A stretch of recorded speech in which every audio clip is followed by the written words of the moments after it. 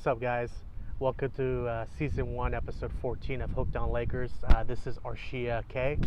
We're here to talk Lakers basketball. I appreciate you guys tuning in this week. A lot of awesome things have been happening in the Lakers world that makes me as a fan just very happy and optimistic about the future. We landed a number 2 draft pick, as you know, for the 3rd year in a row. And what that tells me is that the basketball gods are very kind to us because they were very cruel to us before that when we were getting injured, we were losing games, and we weren't having any luck with landing any top free agent talents. So it seems like those tough years are behind us now, and now we're focusing on the present and the future. Not only have we been very fortunate with the top, landing a top 3 pick 3 years in a row, landing a number 2 pick specifically, we've been very good with drafting the right type of player. It's one thing to have, a top draft pick. It's another to actually execute and land a good player. How many times have we seen a top 10 player not pan out? I mean, it happens all the time. And how many times have we seen a number 1 draft pick become a bust? So, you still have to take it to the next level and actually execute it and get the right type of player. So we've been very fortunate, not only with our number 2 overall picks 2 years in a row, and hopefully we'll do the same for this upcoming one. That'll make it 3 years in a row. But we've also been doing a very good job of drafting great players with the other draft picks that we've had later in the first round or in the second round. That is, for example, with Ivica Zubac, Jordan Clarkson, which was a steal. And then also with our number 7 overall draft pick, which basically was the start of all our draft picks, and that was Julius Randle. He's basically the first one that we drafted that started all these subsequent draft picks. So we've been fortunate to be getting these draft picks, and then we've been doing a fantastic job with drafting good players. So not only have we been changing the face of our team, but also there's been a lot of changes going on in the organization as well, which manages everything that's basketball related, and that starts from the top down. And that starts with Jeannie Buss at the very top. She has a vision and just a personality that's more in line with the Lakers basketball and the Lakers fan base. And so, I haven't been hearing any type of negative news about Jeannie taking over the team. Everyone thinks that that's a great move, and that's get us one step closer to where we want to get to as Laker fans.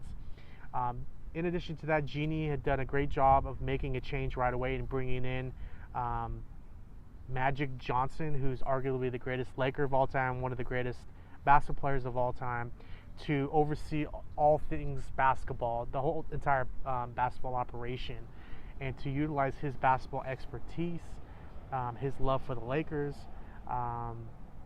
his contacts within the NBA, as well as just his overall strong business sense of making deals and making the right moves for an organization. He had made a great move by bringing in Rob Pelinka, who's an upcoming young basketball mind who came from a different angle. He was a top basketball agent, serving some of the top basketball talents in the NBA, and he had a close relationship with the Lakers because of that his top client was Kobe Bryant. So as you can see, we try to creating a family environment, a culture that is all about the Lakers, or people who have past ties with the Lakers. And then we also made changes to our coaching. We changed our coaching staff, which was a little bit before that. We brought in Luke Walton, who's basketball pedigree, who has a championship background. His dad was arguably one of the greatest basketball players of all time. And he's a Laker for life. So bringing him in, we knew that he's going to give a little something extra because, being back with the Lakers means something special to him.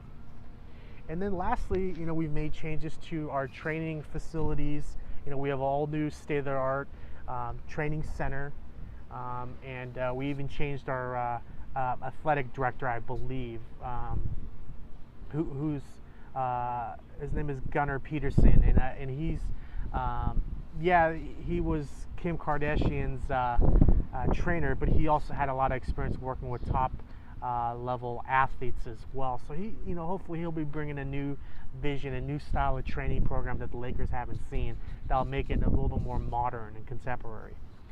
So what does all these changes to the Los Angeles Lakers, from the basketball team to the organization, mean?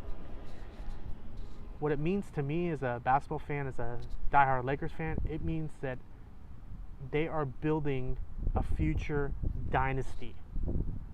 Because that, if you look at the Lakers' history, going back to the very beginning, they always build dynasties, and they always win in increments of 5 championships during those dynasties. So let me explain. The very first dynasty was when we first entered the NBA. And that was under George Mikan, who was the very first superstar the Lakers ever had. He went to the finals 6 years in a row and won 5 times. So that was 5 championships during his career with the Lakers. Then there was a hiatus, a rebuild period, and then we came back and created another dynasty during the 80s, and that was the Showtime era under Magic Johnson. And Magic Johnson took the Lakers to 9 NBA finals, and he won 5 times again.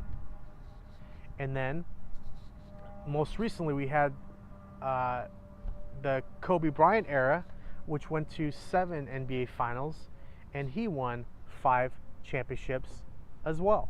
So we had 5 championships under George Mikan, 5 championships under Magic Johnson, and then 5 championships under Kobe Bryant.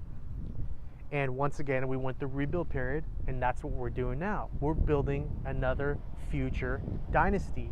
And that doesn't happen just with one player. It has to be a radical change going on from the top down. And that's what we're doing. We got a new owner. We got a new VP of basketball operations. We got a new general manager, a new coach, a new training staff, and all new basketball team. And all of that only works when you have the right vision, the right plan, and the right culture, and you have to execute. And that's what we're doing. I really believe we're building something special here. Every move they make is the right move. They're not just sitting around and being stagnant or complacent. They're making moves. They're trying different things. And when they're trying it, they all tend to work. So I don't think this is something that's going to happen overnight. It's like, how do you eat an elephant? You don't eat an elephant. You eat an elephant one bite at a time. How do you build a dynasty? One move at a time. But it has to be the right move that fits their future plan. So I don't know if you guys agree with me or not, but this is what I'm seeing. I think something special is brewing for the future. I can feel it. And I believe every single day, every single year, it's just going to keep getting better. So I really appreciate you guys all tuning in to episode 14 of Hooked on Lakers. My name is Arshia K, and I'm looking forward to talking to you guys next time. Peace.